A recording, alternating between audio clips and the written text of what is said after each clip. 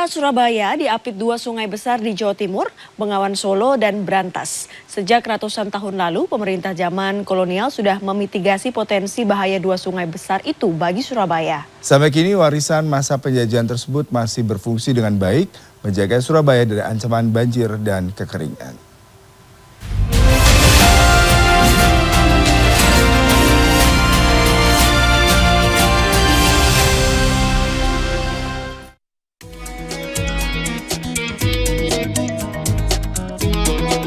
Surabaya menjadi sebuah kota bermula dari pinggir Kalimas, tidak jauh dari kawasan Jembatan Merah saat ini.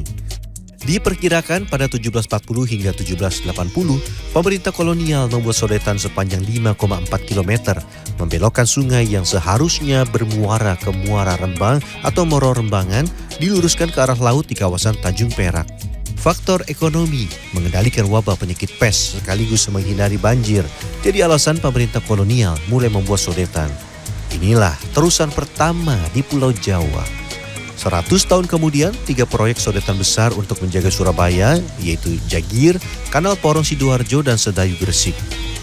3 proyek itu sebenarnya untuk mengendalikan Surabaya agar tidak banjir dan kemudian agar tidak menjadikan ini wabah penyakit, karena Surabaya sebenarnya basisnya adalah rawa-rawa. Yang ketiga, secara politis sebenarnya juga mematikan wilayah yang sebelum Surabaya menjadi besar itu sudah besar duluan, yaitu Bangil.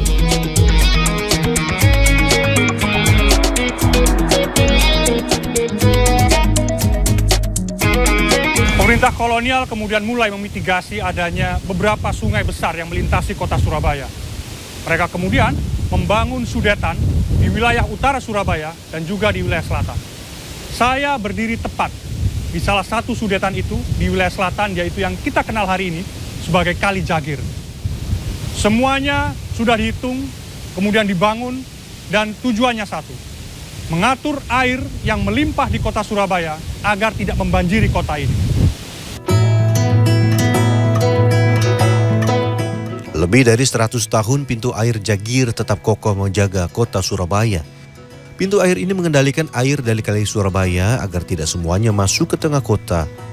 Jika debit air dari hulu meningkat, maka air dibuang melalui sodetan ini sepanjang lebih dari 4 km. Sebaliknya ketika air surut, dam Jagir berfungsi memastikan pasokan air saluran irigasi aman.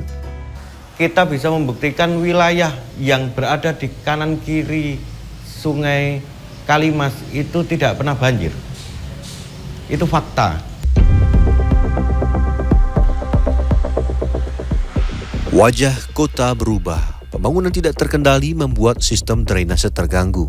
Masalah besarnya adalah tingkat kemiringan atau elevasi lebih rendah dari muka sungai.